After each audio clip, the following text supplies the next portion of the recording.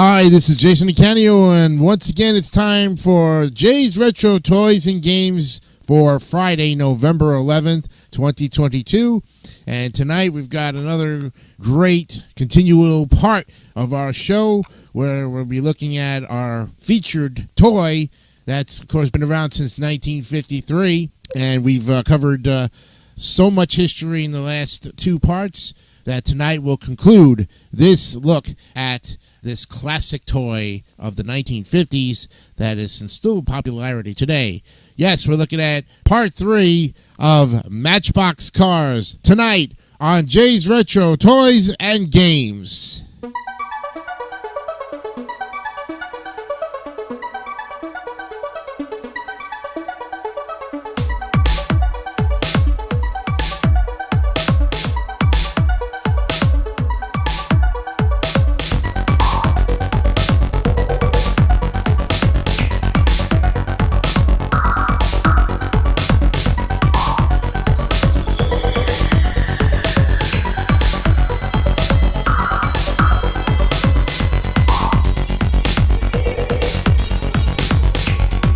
All right, we welcome you to this edition on this Friday, November 11th, 2022.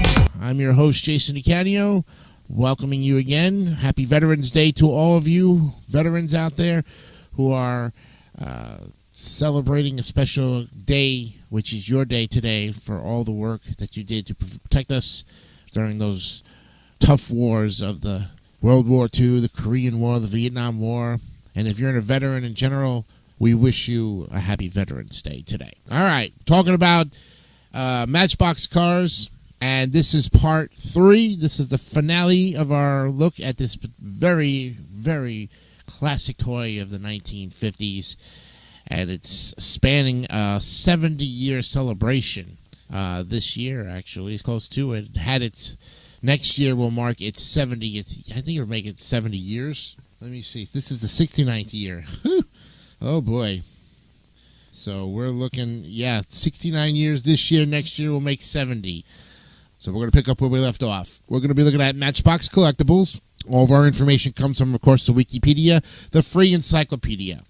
All right, part 3 goes like this. Starting in the Universal era and continuing until after Mattel purchased the brand, a growing awareness of the adult collector led to multiple series being produced specifically for that market. The idea was not new. In the 1960s, Lesney had first realized the potential for adult buyers of its products and had marketed gold and silver-plated versions of its yesteryear series mounted on pen stands, ashtrays, and similar items. Also, as mentioned above, the history in the 1970s, and particularly the 80s, contact by the company to collectors and sponsors led to the release of a small number of highly collectible models designed for a limited but more profitable market base. Most often these models were yesteryears, though the I-75 series or the 175 series were also used for this purpose. Matchbox introduced the Matchbox Collectibles name to designate purpose-made collectible items. Initially, the Matchbox Collectibles range revolved mainly around 175 or convoy models, usually produced with a high level of tampo or mask spray detailing with rubber tires and chrome wheels. The models were manufactured in limited quantities and sold at better-stocked retail stores as Premier Collectibles, World Class, First Editions, Barrett-Jackson, etc. for a premium price. Now, this concept of making intentionally collectible versions of toy cars was widely copied by the competition, including Hot Wheels and Johnny Lightning. Later, the models of yesteryear, Dinky, and Convoy series were also used as a basis for creating themed collectible mini-series of models, while the Super Kings range often yielded large-scale truck specials, all of which were generally offered only by mail order. At that time, Matchbox Collectibles, Inc. essentially became a semi-independent subunit of Matchbox International Ltd. The idea was quite successful, leading to the creation of many new, high-quality castings over a relatively short time span. Tie-ins with major brands like Texaco, Campbell's Soup, Coca-Cola, Hershey's Chocolate, Jack Daniels, etc. increased the attractiveness of the range. However, to finance the new castings, prices continually increased, while castings were reused for multiple purposes, sometimes rather far from realistic. And although the main scales tended to hover around the 143, 150, or the 100 for truck models, eventually there were even 124 automobiles, airplanes and tanks in appropriate scales, they made their returns as well. However, the timing of these latter series was almost as poor as in the 1970s, as about 3 years after Mattel bought the Matchbox brand, development of the collectibles range was effectively halted, and Matchbox Collectibles Inc. was mothballed. Some models continued to be marketed via major retailers such as Target in the U.S. Then, of course, Matchbox set up its own plastic kit division in the UK around the 72-73 season, concentrating on 172 scale military aircraft and 176 military vehicles. It competed with the then dominant Airfix company, and the Matchbox kits had a distinctive appearance. The parts in each kit were produced in 2 or 3 colors compared to the single color plastic of Airfix. The boxes were also more colorful and included clear windows so the contents could be seen. In addition, unlike Airfix's military vehicle kits, the Matchbox military vehicle kits all came with the same diorama base. At the end of the decade, Matchbox bought the AMT Corporation, an American plastic model kit manufacturer, and AMT's line of 125 scale cars and trucks was continued. The Matchbox kits were well made with modern tooling and techniques, but critics felt that the kits were too coarsely detailed in comparison with other models on the market and too toy-like. Yet they were still just as complex and time-consuming to construct as any other kit, which limited their appeal to more casual model builders. The company was unable to fully satisfy either the casual or serious model building market, and was one of the first companies to abandon model kits when the hobby started its decline, selling AMT to the Ertl Company and shutting down its own kit division less than 20 years after starting it. The original Matchbox model kits, they are very highly collectible. They come in 172, 148, 132 scale aircraft, 132 and 176 scale military vehicles, 176 scale soldiers, scale ships in the 1700, 132 scale cars, and the 112 scale motorcycles. In addition, it produced the well-known 172 Flower-class Corvette. The Matchbox model kit molds were acquired in the early 90s by Revell Germany, which continues to sporadically reissue the old Matchbox kits now under the Revell label. Recently, a number of the most desirable Matchbox kits have made reappearances to the delight of modelers. In the 172 scale, the Handley Page Victor, the Supermarine Walrus, the Handley Page Halifax, and the PB4Y Privateer, and in 148 scale, the A1E 4-seat Skyraider. Many modelers are also looking forward to a re-release of the MK2, the MK6, Hawker Tempest, the English Electric Canberra, and the RR Spey Phantom. Revell has confirmed that it will be re-releasing the much sought-after 132 scale Spitfire MK22 with Griffin and the 132 scale de Havilland Venom. Numerous additional product lines have been produced and are sold by Matchbox over the years, particularly in the Lesney area. Collectors' catalogs were published in various languages by the company each year starting in 1957, continuing well into the 1980s. Collector cases were designed for children to carry or store their 175 vehicles, and from 1957 until the 70s, a range of garages and service stations was offered in either SO or PB or BP logos under the series number MG1. There was also jigsaw puzzles of photographs depicting Matchbox vehicles in realistic-looking situations, racetrack sets, Superfast Track was yellow as opposed to Hot Wheels orange, and of a slightly wider gauge, a particularly clever plastic snap-together wall display system, roadways, and even a slot car system for standard non-power car models, the Matchbox motorways. At several points, in an attempt to move into Mattel and Hasbro territory, Matchbox produced dolls, first a line of pirate dolls for younger school-age boys, and later baby dolls for preschool girls. Numerous other non-die-cast items have been marketed, as well as a number of shorter-lived die-cast series, the historic inn signs, Disney cars, the Thunderbirds models, etc. And as mentioned above, Matchbox also tried its hand in the die-cast aeroplanes area under the name Skybusters. The models were not only produced for children. Skybusters produced plane models for such airlines as Air Mexico, Air France, British Airways, Iberia, Lufthansa, and Saudi Arabian Airlines. However, they were and are more designed for the inexpensive toy market. Promotional models sold by the airlines themselves more often tend to be models of higher quality, exactness, and price. Then in the late 1960s, the Arnold Mini Mobile System of Germany was marketed as the Matchbox Motorway in the UK.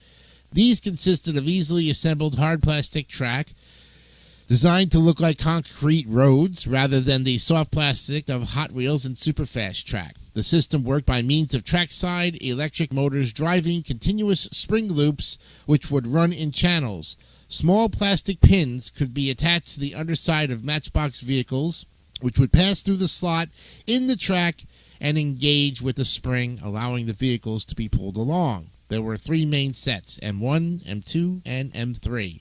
Set M1 consisted of a simple oval of track, small huts, and on each side of the main straight track section contained the individual motors which powered each lane, allowing the vehicles in adjacent lanes to be raced, although all vehicles in the same lane would travel at the same speed. As the drive spring for the outer slot would be longer than that of the inner slot, the springs were stored in color-coded bags in the box. Set M2 consisted of a simple figure of 8 track, with both driving springs being of the same length. The springs were driven in a similar method to those in the M1 set. Set M3, known as Switch-A-Track, instead of separate motors, had a single motor hidden in a dummy roundhouse in the center of a roundabout.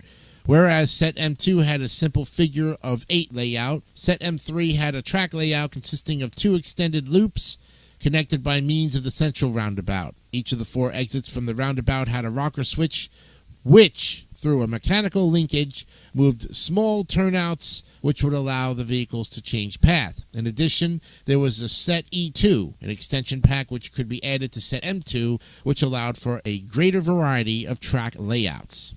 Then there were slot cars. These were the late 70s. The Matchbox also produced slot cars called Power Track or Speed Track, which featured working headlights. Some Power Track models had parallel issues in the normal Matchbox 175 line. Other slot car sets from Matchbox included a lane changer, which allowed cars to switch lanes, and a race and chase set, which featured a police car and chased car, which could jump and U-turn. Also in the late 70s, Matchbox produced a small range of 132 and 176 Second World War toy soldiers in direct competition to Airfix. These sets included British, Germany, and American infantry, the British 8th Army, and the German Afrika Corps, and British Commandos. And though Matchbox sets featured fewer figures than comparable Airfix sets, that's 15 versus 29 and 132, they included weapons that Airfix did not model, with like flamethrowers, heavy machine guns, and Montgomery and Rommel figures in the Desert War sets. The figures were popular for their high-quality molding and their different extra weapons and poses as compared to the more common Airfix sets. Also during the 70s, Matchbox created its own lines of action figures, including Matchbox Fighting Furies, a pirate and cowboy figures with separate costumes in 1974, and Mobile Action Command, plastic figures with accessories and rescue-themed vehicles. From the 1980s onwards, its action figure lines tied in with television and animations such as Ring Raiders, Robotech, Voltron, Parasites, Monster in My Pocket, and Pee-wee's Playhouse.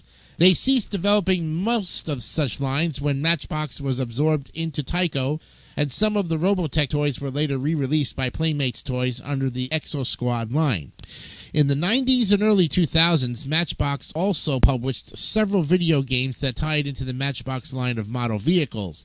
These games featured construction and emergency services like police, fire, ambulance, and rescue, with gameplay involving vehicle-appropriate action sequences. For example, intercepting a robbery with a squad car in Motor City Patrol. These games were developed by other companies for a variety of platforms, including Game Boy, handheld gamers, the NES video gaming system, and PC, and there were plans to release more Matchbox games on the NES system. However, they only released Motor City Patrol.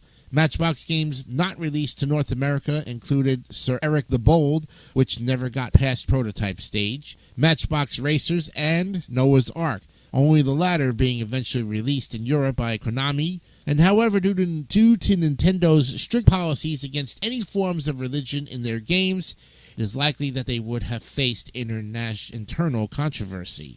A live-action film adaptation produced by Mattel Films was announced in January of 2022. Later this year, Skydance Media joins in making the film with Mattel Films. And as with any other item dealing with transport, sport of similar themes, it did not take long before Matchbox models became collectible items with rabid followings, collectors' meets, etc. The Fred Bronner Corporation of American importer of Lesney toys, took a first step towards organizing this movement to a small extent by creating the Matchbox Collectors Club, which produced a polished quarterly 4 to 6 page newsletter for a small membership fee starting in the late 60s. The MCC was primarily aimed at young collectors. In the 70s, adult collectors began to form semi-official clubs to discuss collecting at a higher level of sophistication. Variations were discussed and cataloged, swap meets organized, and new journals or bulletins began to appear, written by and for the serious collector. Not unlike stamps or coins, prices for older and or more collectible models began to spiral upwards in a trend that continues. Collecting is, however, not limited to the models themselves. Anything related to Matchbox, that's catalogs, dealer display cases, promotional literature, is also collected. And in the U.S., 2 competing clubs were both established in Massachusetts: the National Association of Matchbox Collectors, run by Bob Brennan, and the American International Matchbox Club, run by Harold Kolpitz. These clubs were the central force of Matchbox collecting in the U.S. during the 70s and 80s, though both have since ceased to exist, and from them, further spin-offs were formed, including UK Matchbox, run by Ray Bush, the Matchbox International Collectors Association, or MICA, and the Matchbox USA, run by Charlie Mack, the latter of which are still in operation. Charles Mack, as well as others, have also published books for collectors showing models, their variations, and giving value/price guidance. The Route 66 Diecast Collectors Gathering of Friends is also in existence and happens annually in July and is located in Albuquerque, New Mexico. This is the only existing diecast show to feature the Matchbox team making an appearance and having exclusive models made just for the advent. Dinky collecting is centered around the UK and France. Corgi collecting in the UK and Hot Wheels collecting in North America. Only Matchbox collecting is popular in the UK, the Commonwealth countries, and in North America. And like many high-value collectible items, Matchbox models are now prone to faking. Rare variations can be quite easily made up using genuine parts and then sold as a rare variation. Matchbox Skybusters series is a range of diecast model aircraft produced under the Matchbox brand, initially by Lesney Products and later by Mattel. The earlier Skybusters were produced in 1973 from London, England. During the 70s, Skybusters competed against Dynaflights, produced by San Diego-based Z Toys, that's ZEE Toys, and the Ertl Company, distributed Hong Kong-manufactured Lintoy. Skybusters combined military and commercial aircraft models at their earlier stage, and the United States Air Force, Air France, Federal Express, Lufthansa, and QX Express were among the first brands to advertise with Skybusters. Some of the first Skybusters released were Learjet, Airbus A3000, Boeing 747, and Corsair AD-7 airplanes. Then, in 1976, the Skybusters line was returned at a time when the die-cast airplanes market was largely dominated by Dynaflights. The brand kept coming on and off the market until the 2000s when Mattel decided to release the models each year. Currently, no airlines are under contract with Matchbox to produce Skybuster models, and the most recent ones being American Airlines, UPS, British Airways, and Alaskan Airlines. Lufthansa and DHL, Delta Airlines, and United Airlines did not have a contract with Matchbox since the takeover of Northwest Airlines and Continental Airlines, respectively. But jetliners are released under fictional air names such as Matchbox Airlines, also called MBX Airways. And there you have it, friends. The finale of the Matchbox car and all of its glory. The 69th happy birthday to Matchbox. Well, friends, I hope you enjoyed the 3-part series. Next time on the program, we're going to be looking at its predecessor, Hot Wheels. Hoo-hoo-hoo! That's right, and it's a good one. It started in 1968 and been around for 54 years. We'll look at Hot Wheels in all of its glory next week on Jay's Retro Toys and Games. I'm Jason Icanio, thanking you very much for your continued support of the YouTube channel. Don't forget to subscribe to the YouTube channel. Keep those views coming. And remember, of course, check out our Facebook group page for more up-to-date information on your favorite toy and game also. That's it for tonight. Have yourself a wonderful weekend. We will see you on Monday. I'm Jason Icanio. Remember, be honest, be real, and keep it simple, stupid. Kiss. We will see you on Monday. Have a great night. Bye-bye.